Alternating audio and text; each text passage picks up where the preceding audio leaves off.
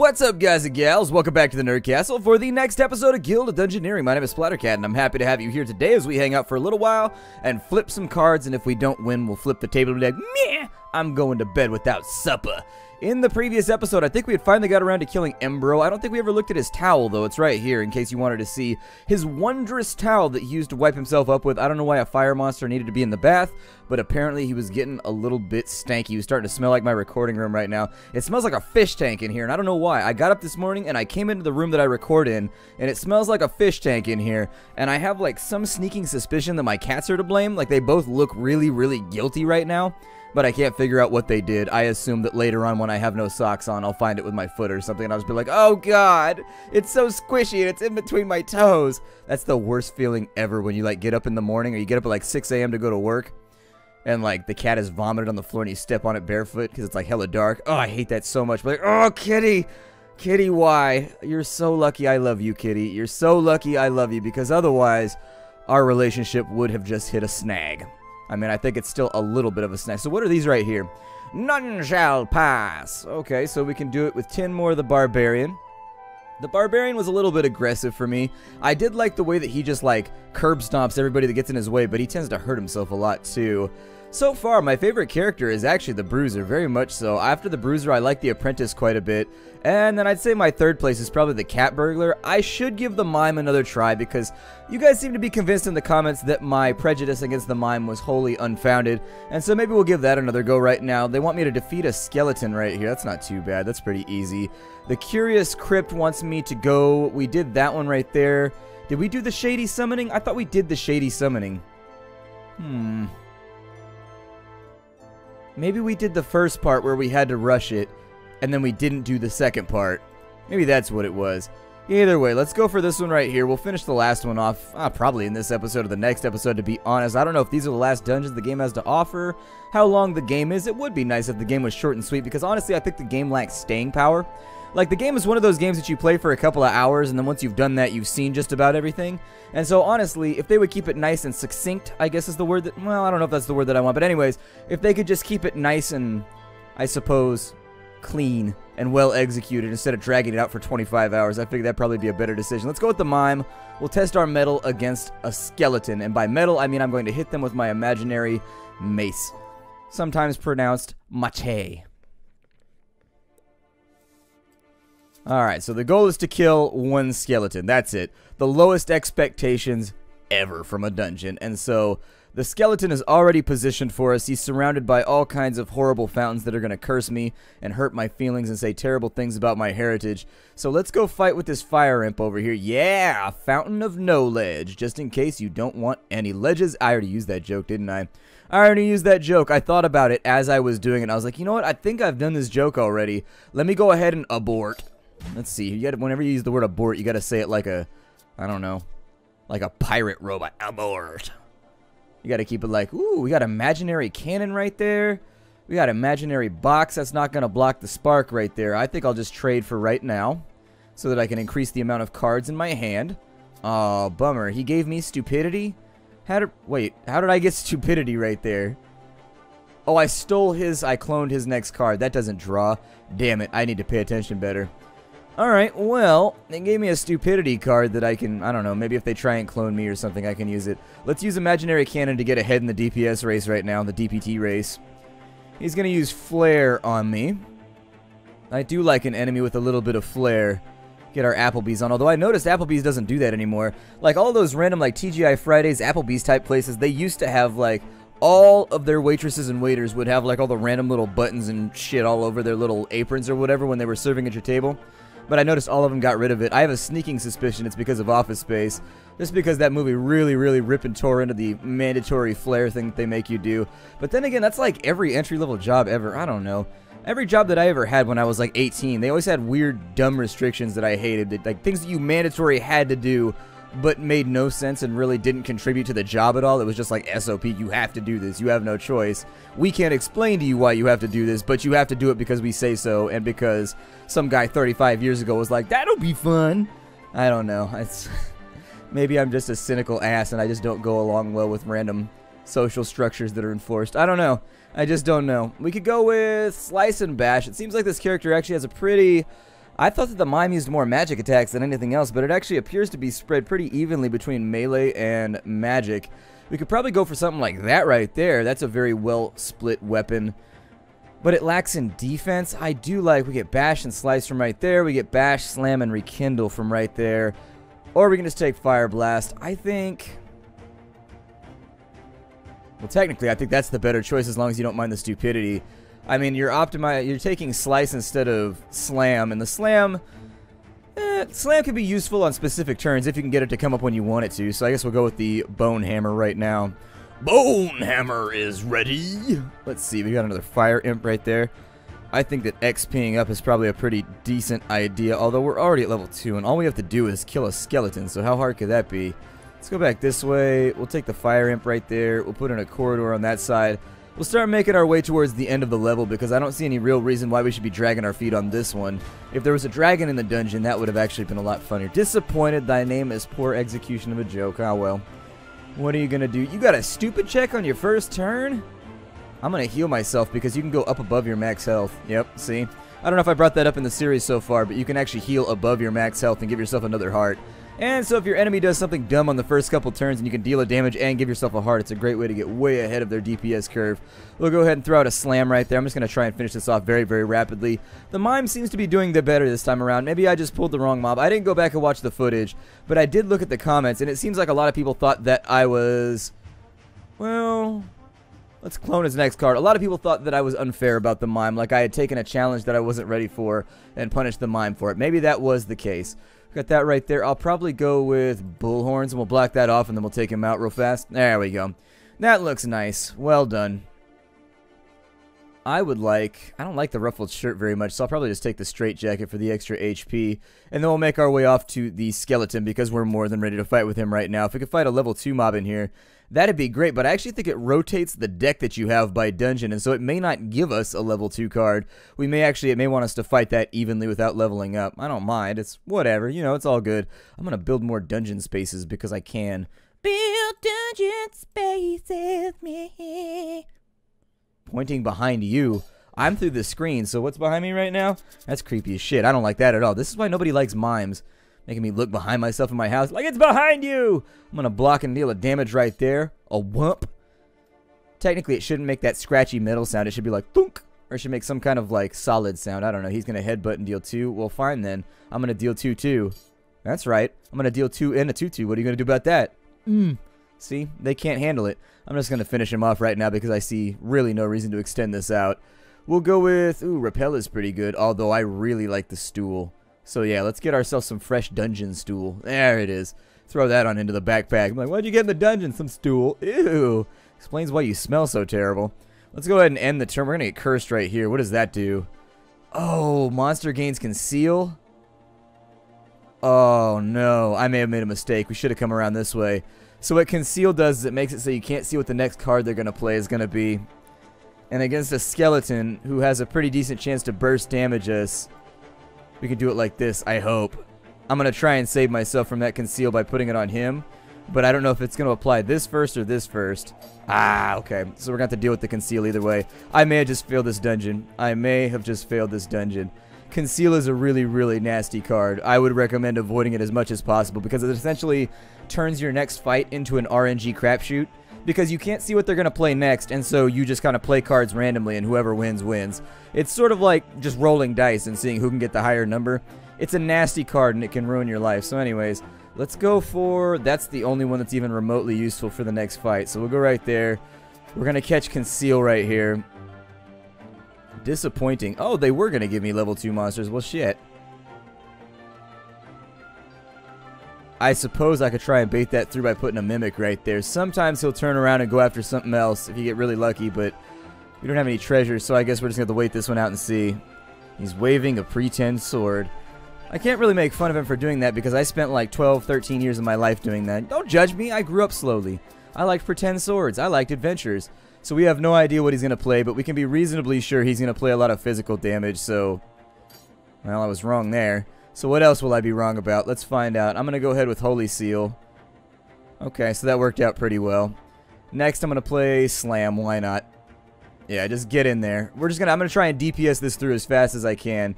He's going to conceal. I'm going to go with that one right there and just hope that we pull something in. There it is. And so with the finale, I'll probably go for Kindle right there to take him out because I know he doesn't have any magic defense. So anyways, that's one of the reasons that I don't really like conceal. It happens from time to time. 3 cheers for your lucrative plundering. After all your aimless blundering. How you rode your luck without getting stuck. Left me and your enemies wondering. That treasure chest looks like it's just full of like scrambled eggs or something. Scrambled eggs immersed in like, it's just treasure immersed in scrambled eggs. I'm like, ew, it smells so bad in here. I'm like, well, that's what happens when you put eggs in a non-airtight chest. Brutal. Let's go ahead and I'm going to see if I can get at least partway through this dungeon because I like to accomplish things in my episodes. The mime did okay right there. The mime did okay. I still think that his abilities, I don't know. I don't like the card discards and the draw cards. It doesn't fit my playstyle. So anyways, I'll probably go with, who haven't we played in a while? I almost never play the chump, but that's because the chump doesn't seem like a real character to me. I don't know. Does the chump actually hold up for people that have actually beaten the game at this point? Because I have to concatenate. I don't think that's the word that I want. I think I need to punctuate my gameplay every now and again because I play for a couple hours and I record the whole thing and then I render it out and I put it online. And I wait and I kind of look at the comments and things like that and then I record it again. And I do that in general because I like to play games blind. I really sincerely do. I feel like it's much easier to make a series if you don't know what's coming. For the games that I've already played, like Shadows of Chernobyl and whatnot, the jokes and everything, they flow a little bit easier because I know what's coming in the game. But the gameplay, I have a much better chance of burning out and getting bored because I've already seen the game before. Let's go with, I like Hugging a Bottle just because it gives you a little bit of extra health. I'm actually saving up right now. I don't know if you guys know what I'm actually saving all of my glory for, so I figure I should bring it up right now. I'm saving my glory so that we can get up to the 2nd tier and start buying some better stuff, or maybe get a new class because we unlocked the Barbarian already. He's in the 2nd tier. I mean, he's still balanced with all the 1st tier people. He's just a little bit more tuned in a certain direction. So what I would say is if you imagine these guys as sort of like a little graph with a, well, I would say that the tier 2 characters are much more aggressively aligned towards a certain skill set than the tier 1s are. The tier 1s tend to be aligned in a certain way, but at the same time they still maintain kind of that jack of all trades feeling. Whereas as you get into the tier 2, the Barbarian felt like he was specifically supposed to do like one thing and nothing else. Let's go into the dungeon. We gotta run away. We gotta defeat the Minotaur. Oh, I did this one before. I did this one in the stream. Okay, so let's go for it. I've seen this one before. You've got to run from a Minotaur, and in fact, I'm glad that I've actually seen this already because it would have made me look stupid if I hadn't. So the Minotaur starts off over here, and so you got to run away from him while placing monsters in front of him so that he gets stuck. And so I'm going to put that right there. I'm going to put in an imp right there. I'm going to put in a skeleton right there. And so what's going to happen is he moves 2 squares unless you put a monster in front of him, and then he pushes the monster out of the way and he can only move 1 square. And so essentially all that you're trying to do with this fight is you're really trying to tread water as long as possible until he catches up to you to kick your ass. That's pretty much it. That's the entire fight, the entire strategy, so that's what we're going to do. We got nice tri-chump right there. It's unblockable, son of a bitch. Alright, I'm a terrible game player. I need to start looking at the other mods. I know I'm making people angry when I play this game. I can't help it. Sometimes I just get into the flow of things. This is why I always lose at Hearthstone too, is because I'm not going to be that guy that sits there for 28 seconds every single turn. Speaking of which, I hate that guy. You ever get that guy when you play Hearthstone? He just sits there and uses the entire turn every single play. Even on like the first turn, you're just like, oh my god, just play a 1-mana monster. I know you have it in your hand right now. Just do it. Seriously, just play it. Play it right now. You should not be thinking this hard in the first 2 turns. It's fine. Like once we got down to like maybe like the second half of the game, you could think this hard, but seriously. Oh, it drives me crazy. Just play the game. I was the same way with Magic the Gathering when I play with people. Like, alright, so while you sit here and stare at your cards for the next 45 minutes, not playing the game, I'm going to go downstairs and make a sandwich and grab a soda and watch a TV show. We'll go watch Seinfeld. I'm going to come back, and if you're not ready then, I'm going home, alright? I'm going to go with the stool. This guy is all physical DPS, as I recall. I think he uses, like, some big hits, like some 3 or 4 damage hits. He can be quite nasty if you're not ready for him. I'm going to take the goblin for myself. I'm going to put the rat right there. I'm going to put the treasure right there. Why would he go back for the rat? It's a weird decision. Every now and again, I talked about this in the stream, every now and again the AI for your character does weird things. Like, just really, you learn the rules for getting your AI to do what you want him to do. But every now and again, he'll like circumnavigate that. He'll just go around it, and he'll do some random action that is just horribly advised. And you'll be like, why did you do that? I don't understand why you did that right there, because you've never done that before in any other circumstance. You'll be like, I'm going to repel right there. There we go. Get a little bit more damage dealt to the Gabo, and then we'll go... I'm going to block right there. There we go. I haven't played Magic the Gathering in years. I think the last time I played Magic the Gathering, they were on...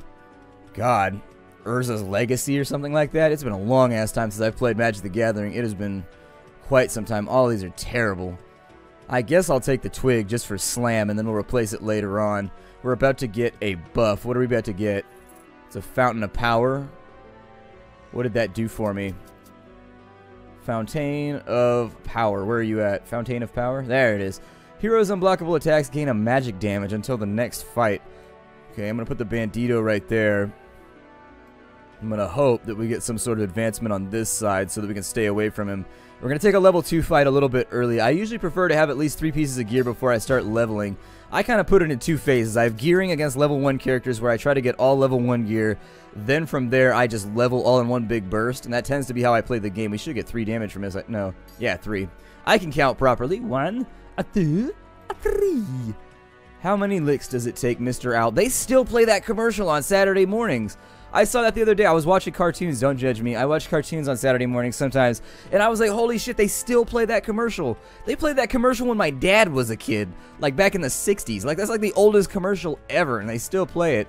We're getting mileage out of that one right there. Somebody needs to tell the people over at the... What is it for? Ooh, that's weird. The lollipops with the chocolate in the middle. I don't remember what they're called. I don't really eat those. But anyways... Let's see here. Slice and dice. I think that's probably a pretty good call. Shimmering Cloak is not a terrible call, actually. It's not a bad piece of armor. It just doesn't give any HP.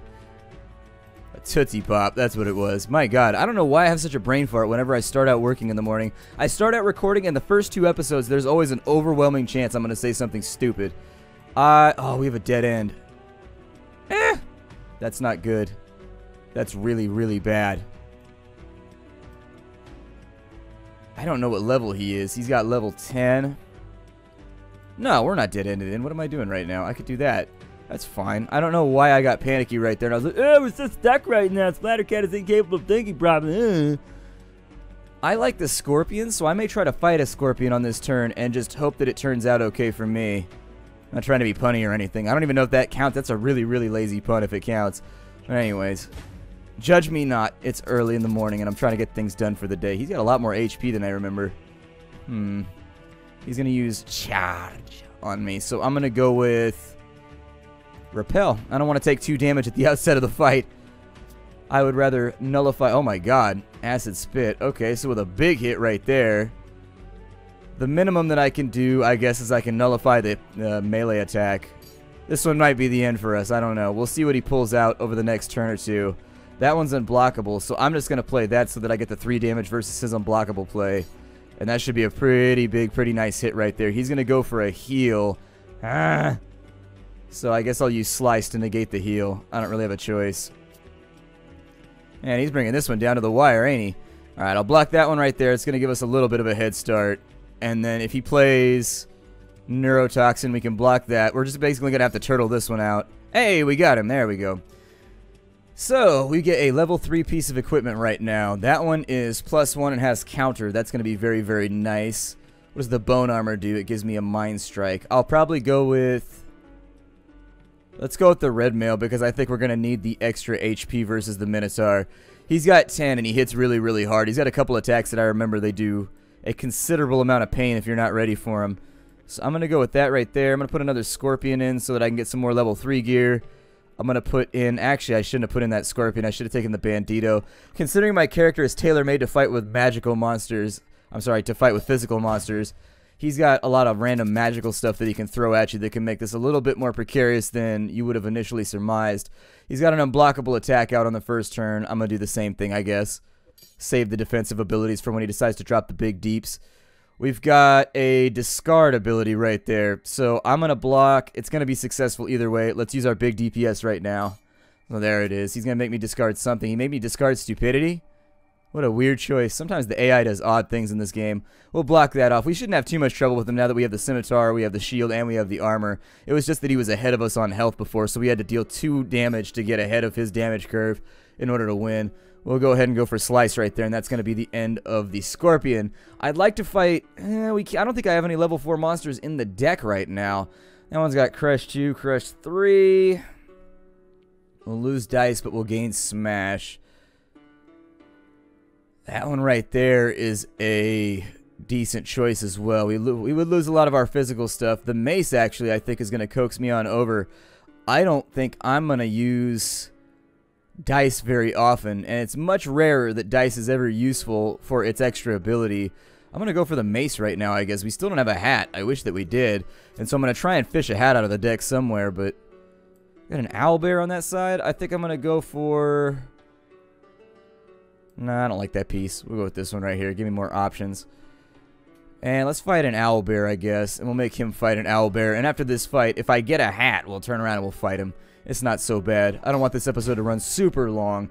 And I feel like we're probably about ready to take him out. He's got a bunch of random abilities that could be kind of a pain in the ass. So we'll figure it out. Ooh, I'm going to start with Smash then. You walked right into that one, amigo. His Fury's going to activate now that he's at half health, so he's going to be dealing 3 damage when he does stuff like that. It's going to start hurting, and so we need to start mitigating. There's a little bit right there. He's going to use Restore. Unfortunately, I don't have any magic defense in the deck, so I'm just going to have to go in and nullify that by dealing damage.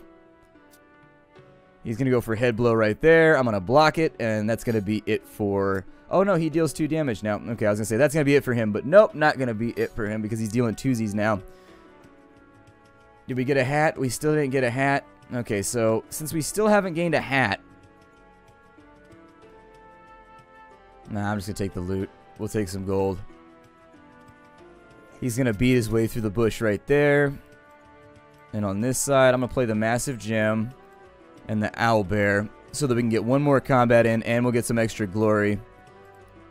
At which point we'll fight with him. He may be able... Oh, no, never mind. He moves after we move. So we might have to fight him right after this. But if we could dig a helmet out of the treasure pile, I think it'll be alright.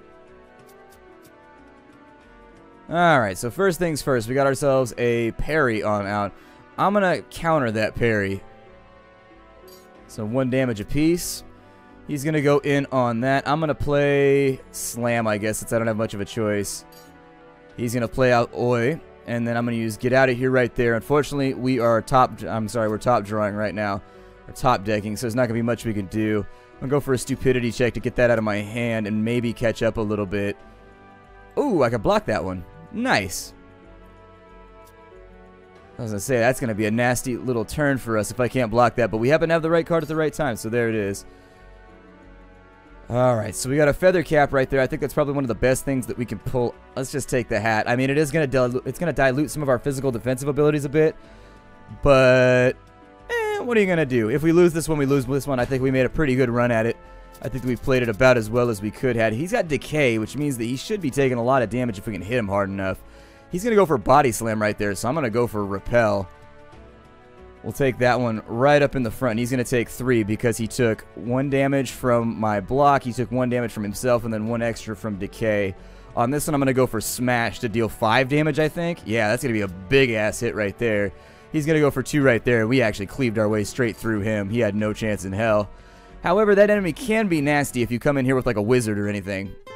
Oh, look, it's your Dungeoneer who survived. Just look at the joy. I'm so teary-eyed. Do you think that they'll all come back alive?